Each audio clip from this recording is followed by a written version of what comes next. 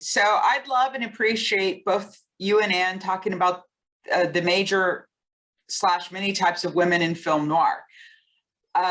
What would you name as the major categories of women in film noir? This is like such a huge topic. I mean, really, I don't even know where to start with this, except to say that, I mean, obviously, the femme fatale is what everybody equates with film noir, but there are the professional women, there are the women that I call the right women, right? Those are the ones that the guys should be falling in love with instead of the femme fatale. But there's just so many of these, and quite honestly, the best characters are the ones that don't fit into any easy category.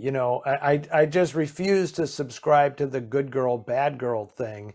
And when people do that, talking about these movies, I just think like, yeah, that's sort of easy, but I think you're giving short shrift to like the characterizations or the intention of the writers or directors or something when it's simplified that much.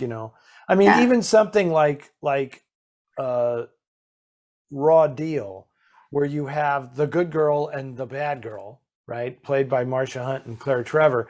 It's just not that simple. Yeah, I mean, right? I wrote a whole article on that film, which was primarily focused on the two women and the relationship that they each have with this man. And of course, the great thing about that film is that it's actually the good girl who's sort of leading him to his doom, and the bad girl is sort of the one and she also narrates the story too. I mean, which is interesting as well. I mean, you could argue that she's the protagonist of the film, really. Yes, because you're really seeing that love triangle from her point of view and what it's how it's affecting her. Yeah, I completely agree, and that was a great article, and I totally agreed with your assessment, and have stolen several things from that article over the years in my discussions of the film. Okay, so but there's more to this question, right? Yeah. So, what actors stand out in each category as excellent examples of that type archetype? Which films do you recommend seeing these examples best expressed, and which actress could play many of these types as well? I mean, I would say I think Joan Crawford was the most sort of the one who played the most different types in film noir. I mean, she's, I think, really an interesting actress in film noir because she also tended to be the protagonist of those films. I mean, for one thing, she's always sort of the central character. But, like, in Mildred Pierce, though, I mean, that's a really classic noir, except the femme fatale is her daughter, and she's the person who's in love with the femme fatale and whose life is being destroyed by her. So that was really quite unusual. And then you have her kind of playing the gangster type role, where she starts out poor and then she goes to Chicago and becomes a model. It's it's the one with Steve Cochran and the Dam Don't Cry.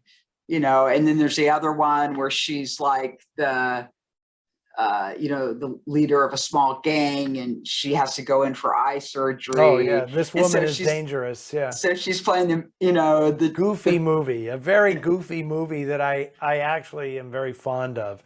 Yeah, as kind of idiotic as the plot is in that movie. Yeah. Joan can't be bad on screen. She's always so much fun to watch, and yeah, that film is nuts.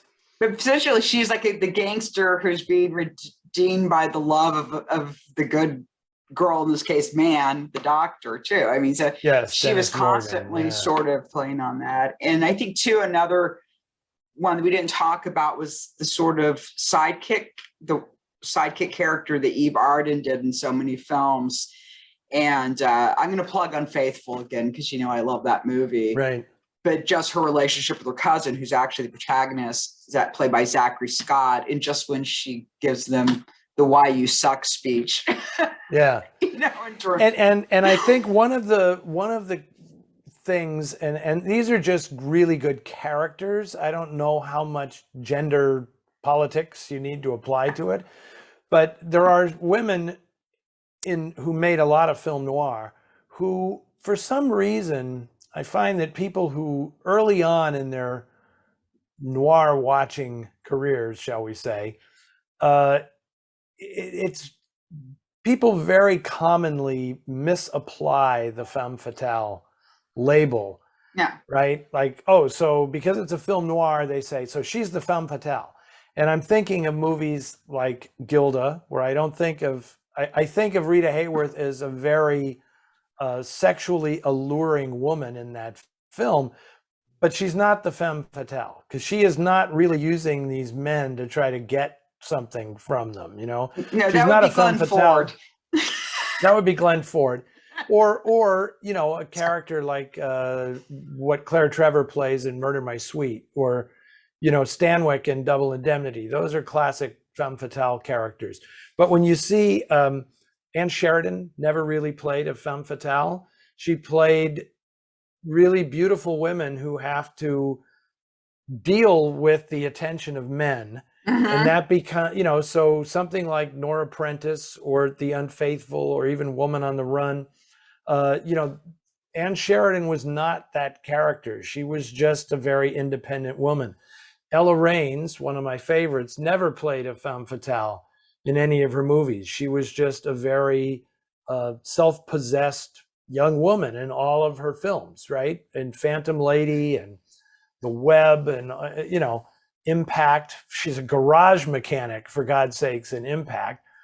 And Ida Lupino never really played a femme fatale, right? She could play a villainess, which she did several times, but she rarely played the femme fatale, which is not really the role she plays in Roadhouse, even though everything is kind of set up for that to be a femme fatale-ish role. She defies expectation at every turn in that movie. And she's not acting out of avarice or greed or anything. She's purely acting out of self-preservation, which is the same thing with Rita Hayworth in Gilda, as opposed to Rita Hayworth in Lady from Shanghai, where she is a very deceitful, devious, manipulative character. She isn't that way in Gilda. So I think a lot of these, the way people think about this stuff, people sometimes need to think just a little bit more about it. Yeah, and I think too, I just wanted to talk briefly about Pitfall, because one of the things I really love about Pitfall is how even in the marketing materials and within the film, Elizabeth Scott is sort of set up like she's going to be the femme fatale, but she's not. I mean, instead, it's like one horrible man after another, and she's trying to survive. I mean, even in a way beyond the way that Lupino was taking care of herself and was very self-sufficient. But with Elizabeth Scott, I mean, she was just really screwed, basically. And the guy that seemed like the nice guy was just as bad to her as everybody else. It just looked a little different. Yeah, he just wasn't a sociopath like the two other guys that she was involved with. Yeah. But that doesn't make him the hero. Yeah, exactly. And he doesn't behave very heroically, or and still, even after I showed that recently, I'm kind of amazed to read comments on social media where people are saying she was such a great femme fatale in this movie. And I'm like, but she wasn't. I mean, and that movie is kind of a tragedy because she does everything. She's the only person in the movie who behaves with integrity throughout the film. The minute she learns that this guy is a married man, she calls it off. And she tells him, I'm going to give you a break, right? But then the mistake she makes is calling him for help when the true psychopath comes after her. She asks for help. But what else is she going to do? Yeah. I mean, I'm telling you, if that film were remade today, it would be remade from her point of view. Yeah. As it should be, because the first couple of times you watch that movie, you empathize with Dick Powell. The next time you watch it, it's like he's kind of an idiot, and she's the noir character. She's Yeah. really getting screwed over in this film. Very, very much I have the same attitude about, well, about a lot of films, honestly, but I feel the same way about the movie No Way Out, where it's, you get Richard Widmark and Sidney Poitier are clearly the big stars Yeah. of the movie, and that racial thing between them is what drives it all. But the noir character in that movie is Linda Darnell. I mean, and the fact that she has to figure out how to survive when she ends up hating all the people around her, Yeah. and she's stuck with these people, and she wants to grow out of it, but she's trapped. She's the trapped one in the story. And you see this a lot in films, even something like Vertigo, where if you just look at the film sideways as Madeline's story or Judy's story instead of Scotty's story, it's like, who's the real noir character in this film? It's this woman getting used, twice in that film, right? By Gavin Elster and then by Scotty himself, who turns out to be not much better than Gavin Elster in the way he treats this woman. So anyway, and he treats his female friend very badly too. I mean, when I saw Vertigo, I despised his character, which is one of the reasons why people are always like, oh, are you going to go see Vertigo? Is playing again? I'm like, no. So you despised Scotty. You despised Scotty's character. Yeah. From the just, I mean, I didn't like the way he treated his friend, especially offhand way he made that comment about how they had been engaged once, like it was just like nothing. And I'm just going, okay, I already don't like you. But then that scene, like when she's begging him, not to dye her hair, I was just like, I wanted to kill him at that point. It was just so. And it's a really good question. I didn't see a person attached to this, a name attached to this. It's a good question. It's more than we can possibly cope with, in the time we have here. But it is one of the central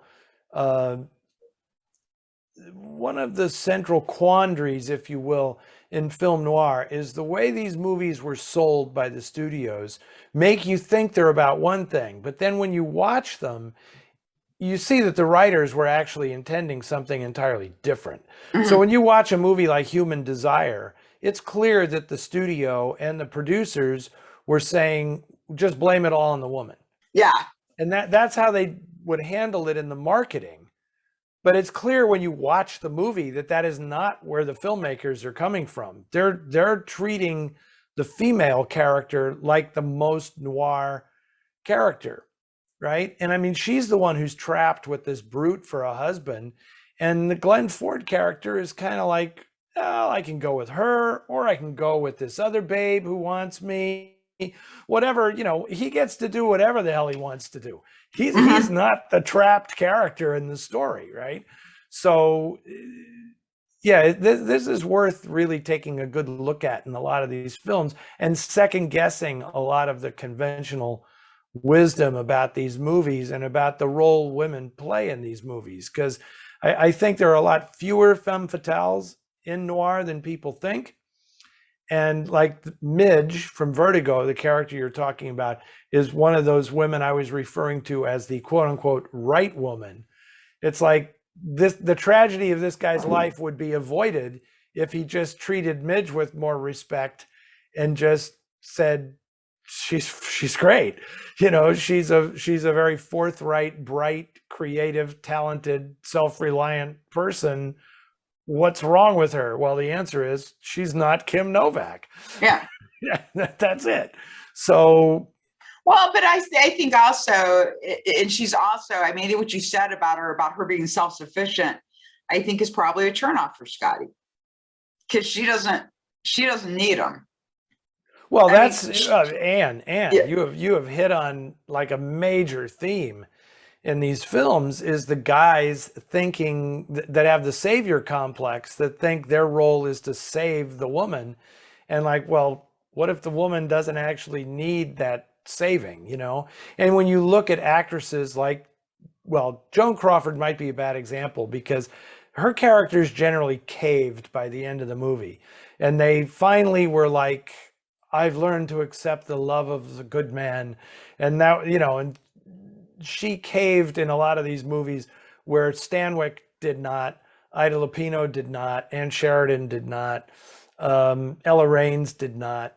That was because they didn't have this persona that they've, and Crawford, more than any of those women, Crawford was responsible for her movies, Yeah. like, and how they would turn out in the end. So she was choosing to present that persona to the American public because she felt she wanted to be loved more than those other actresses, I feel. And so she always like ended up, going with the guy at the end. Like I could never see Crawford make a movie where it ends like The Man I Love, where Lupino just walks away at the end. And she's like, I may not, I'm saying goodbye to the love of my life, but damn it, I'm going to keep going. And, she was very resilient. Yeah. And that's something you don't generally see in Crawford, So anyway.